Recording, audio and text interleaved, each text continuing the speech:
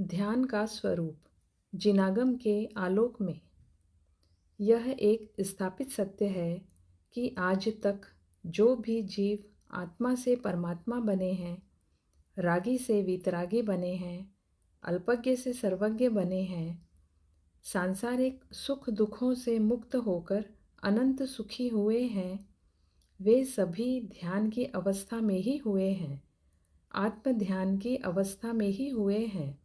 अतः मुक्ति के मार्ग में आत्म ध्यान की उपयोगिता असंदिग्ध है।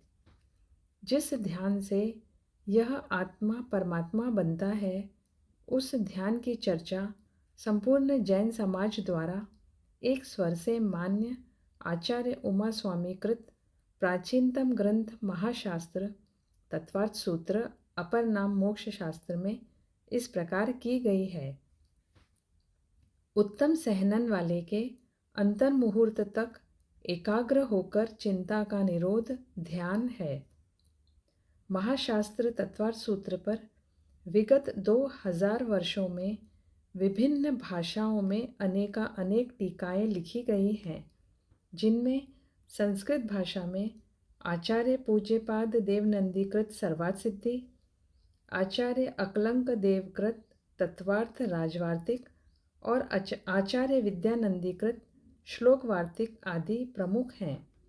कहते हैं कि आचार्य समंतभद्र ने इस महान ग्रंथ पर गंधहस्ती महाभाष्य नामक एक महाभाष्य भी लिखा था, जो आज अनुपलब्ध है।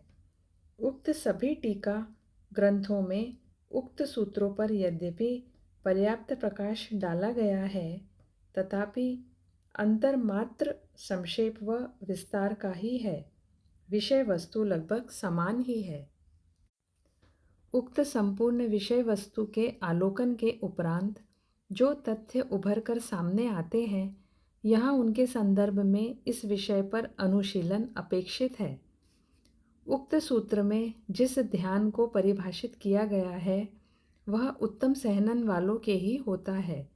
यद्यपि वज्र, ऋषभ नाराज, वज्र नाराज और नाराज इन 3 सहननों को उत्तम सहनन माना गया है, तथापि जिस ध्यान से अष्ट कर्मों का विनाश होता है, मोह राग द्वेष का पूर्णतः अभाव होकर पूर्ण वीतरागता प्रकट होती है, सर्वज्ञता प्राप्त होती है, वह ध्यान तो शुक्ल ध्यान है और वह प्रथम सहनन वज्र ऋषभ नाराज सहनन वालों के ही होता है, चौथे काल में ही होता है, अभी इस पंचम काल में होता ही नहीं है। उस ध्यान के आरंभ के 2 पाये तो उपशम श्रेणी या शपथ श्रेणी में होते हैं और शेष 2 पाये क्रमशः 13वें गुणस्थान के अंत में और 14वें गुणस्थान में होते हैं।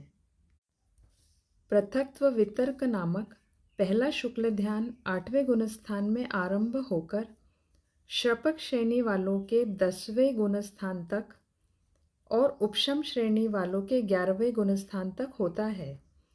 इसके निमित्त से मौनीय कर्म का क्षय या उपशम होता है, अर्थात मोह राग द्वेष का अभाव होता है, और एकत्व वितर्क नामक दूसरा शुक्ल ध्यान 12वें गुणस्थान में होता है। उसके निमित्त से ज्ञानावरण, दर्शनावरण और अंतराय कर्म का क्षय होता है।